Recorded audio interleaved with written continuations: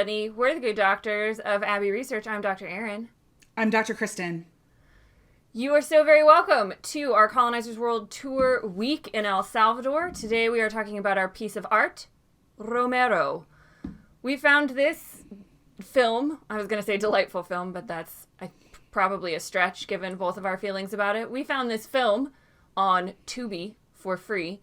It is a 1989 classic, straight from the late 80s, and tells a story about Archbishop Óscar Romero and his journey from a passive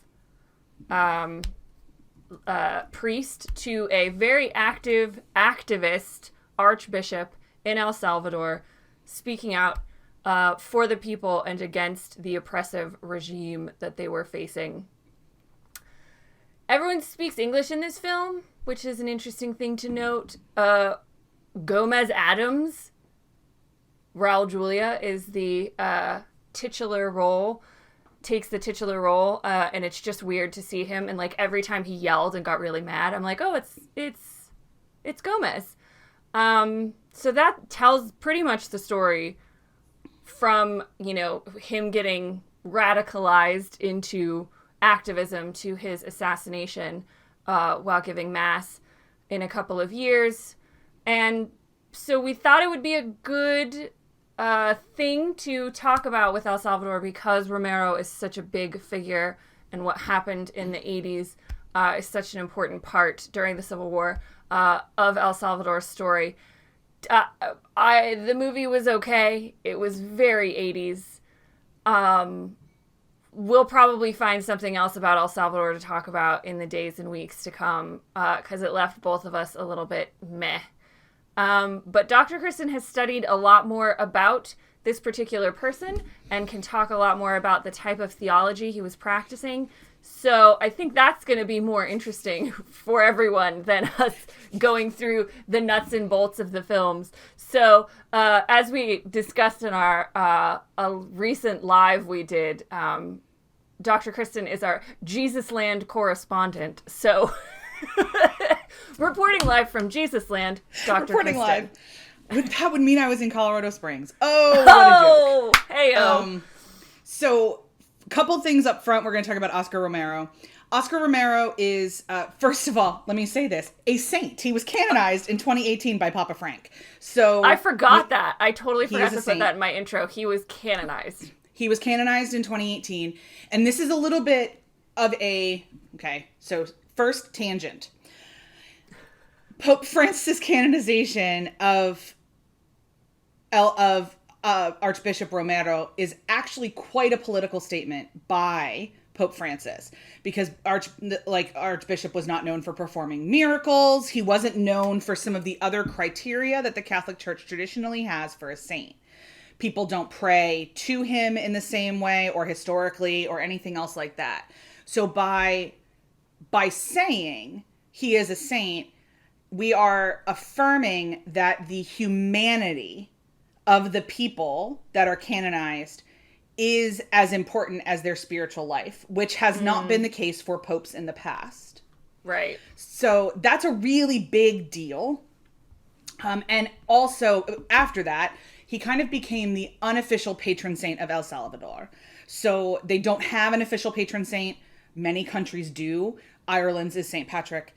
And if they do have an official patron saint, I should say, it's like not really recognized because from all the research I did, it's like, yeah, you can say whatever you want, but like it's actually Óscar Romero. Like it's he's who we really care about. We all know it's Romero. So let me say that.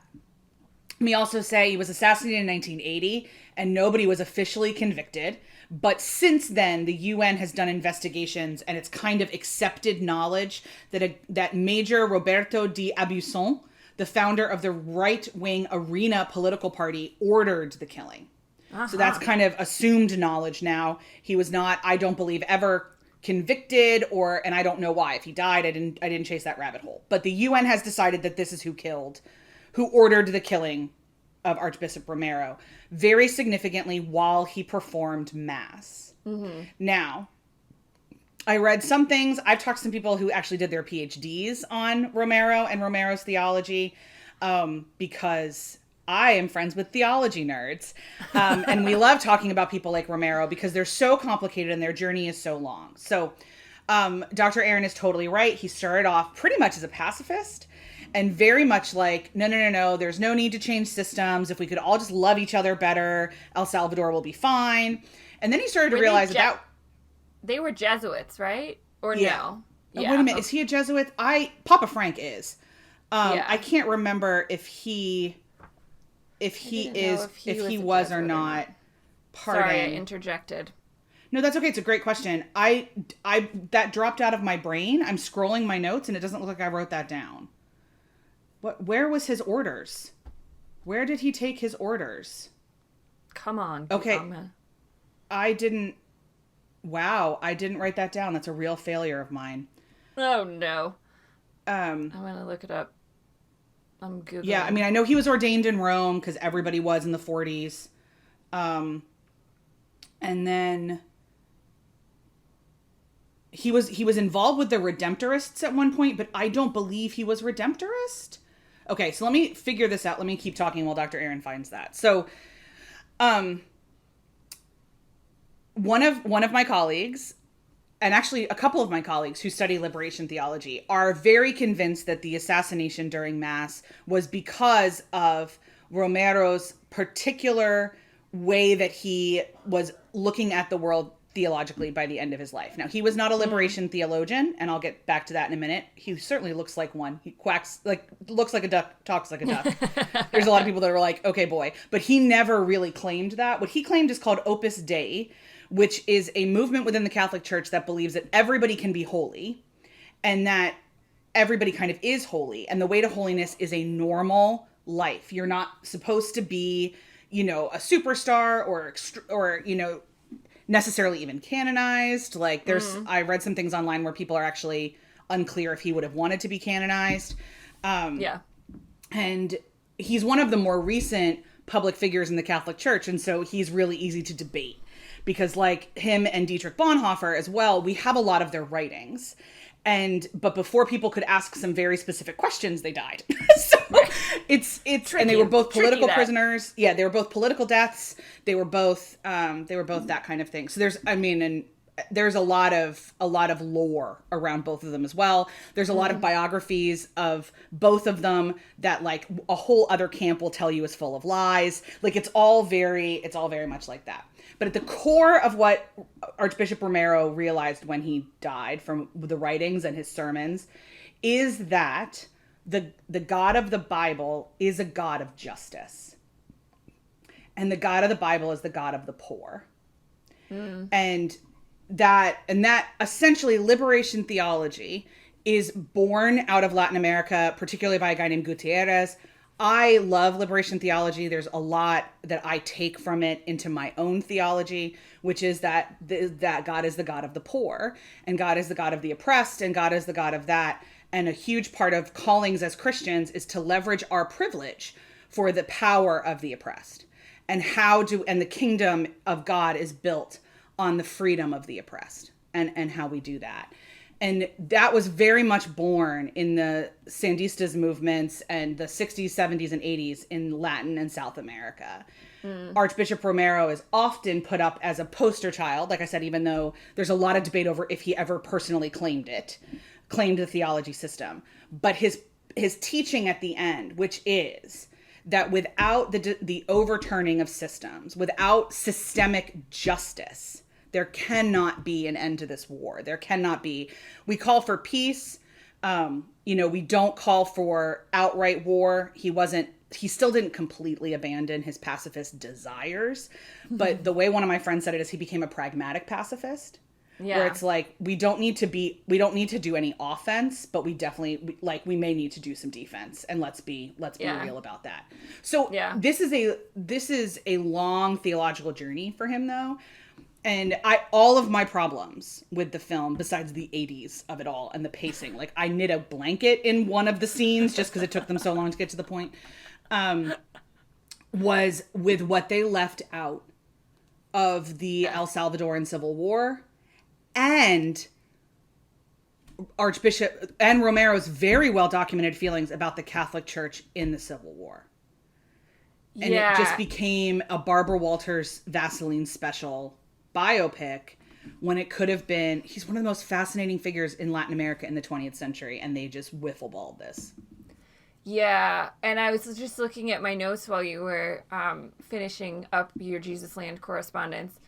And I think it raises some really interesting philosophical questions, but it doesn't give space to them because it's so much about the veneration of Romero.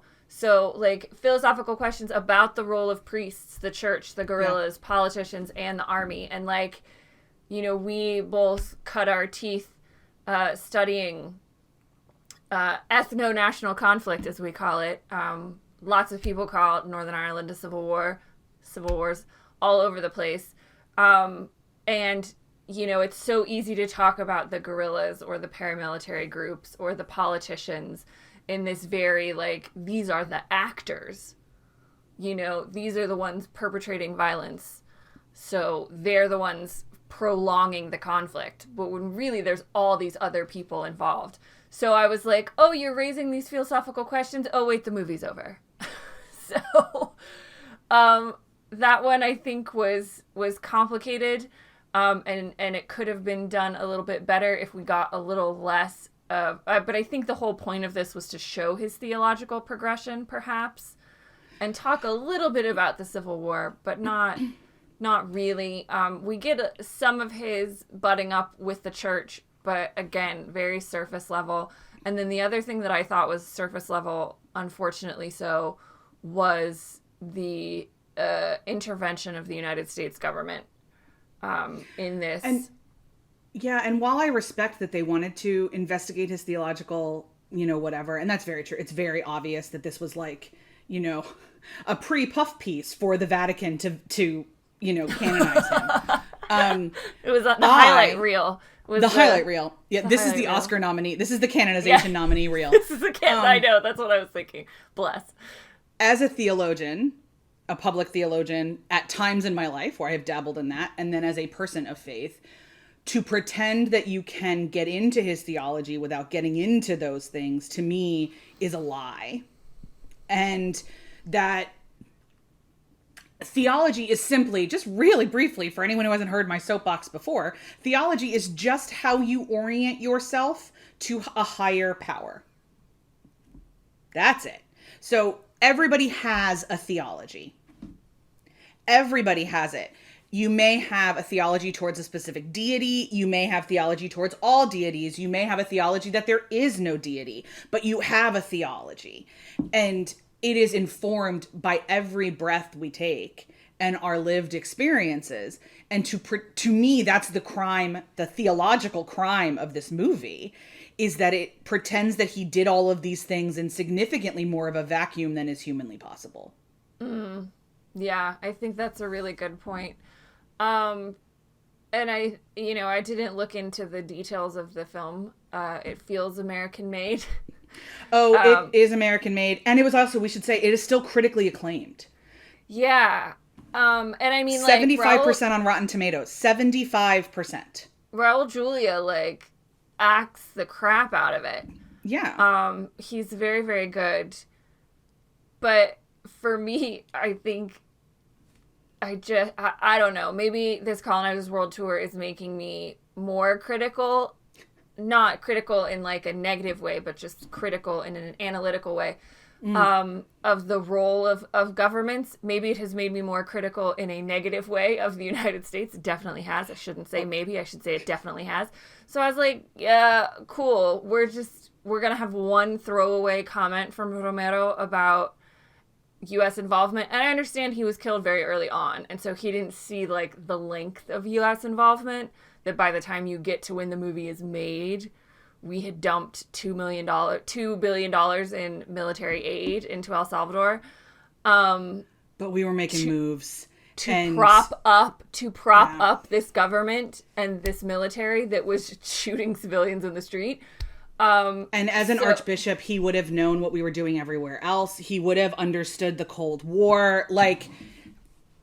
Vietnam had happened. Like, and was happening during his entire priesthood. This is a man whose family could not come to his graduation from theology college because of World War II. And then he almost ended up he was in Italy, or like he understood fascism in Italy. Like he's not, priests are not like dolls that we only take out at like special occasions. Like they're humans. Yeah. They're human beings. Yeah. And we don't often give them the complexity of being humans outside of their religious of their role. cassocks. Yeah. But they totally are. So yeah, for me, I think that was the disappointing element of it. But I think for when it was made... it was genius and groundbreaking. All we were going to get out of it for an 80s film. But I would love for them to remake it. Oh, for sure. And if you know nothing, I don't necessarily... It's not wrong. It's just shallow. Yeah. And so, like, it's not that I don't recommend it. I don't like 80s movies, generally, especially the late 80s when we really got into, like, let's be slow and meditative in everything that isn't an action movie. And I'm sorry, like, his death scene was ridiculous. Yeah. I really like threw editing. Up, like... He literally threw up the chalice into the air and, like, fell backwards. And I was like, oh, my God, it was so 80s. Like, thank you, Nirvana, for coming along and wrecking this culture a little bit of, like, of excess. Thank you so much. It was, I mean, the only 80s movies I love are the ones I grew up with. So there are cinema enthusiasts that I read reviews of that were still like, no, this movie holds up. And I'm like, cinema-wise, it might. But yeah, it's not bad. It's just shallow. We've watched bad biopics, guys. This isn't a bad biopic. No. And you know, if you watch our stuff, you know that we tend to be more analytically critical of the things that we consume than other folks. For sure. You know, if it's not your jam to be analytically critical of things, totally watch this. If you don't know anything about El Salvador, if you don't know anything about Óscar Romero, if you have a great sense of nostalgia for Raul Julia, like all of those things you can experience in watching this film. And like, we encourage you to watch, if you know nothing about El Salvador, like watch this film because, and then go learn other things. I think I would say, like, watch this film. This is an amuse-bouche. This is an aperitif, to use our bougie words, to the main courses that you can then consume about Salvadoran history. Woo! You got there. I did. It was a jumble. I think I'm done. Okay. I think we're good. Okay. There's so much more to say, but we've at the same time already said it. So we'll wrap up here. This thus concludes. For now, we always say for now. Our coverage of El Salvador. Next week, we are heading to a man, a plan, Panama. To talk about not only canals, but also the entire country, hopefully, and what's going on there. I'm so excited. I know zero things about Panama outside that canal, so... Yeah, and I went once, but I was a senior in high school, so it's been a minute. And I can't wait to dive back in. So we will see you next week for Panama. Bye, everybody.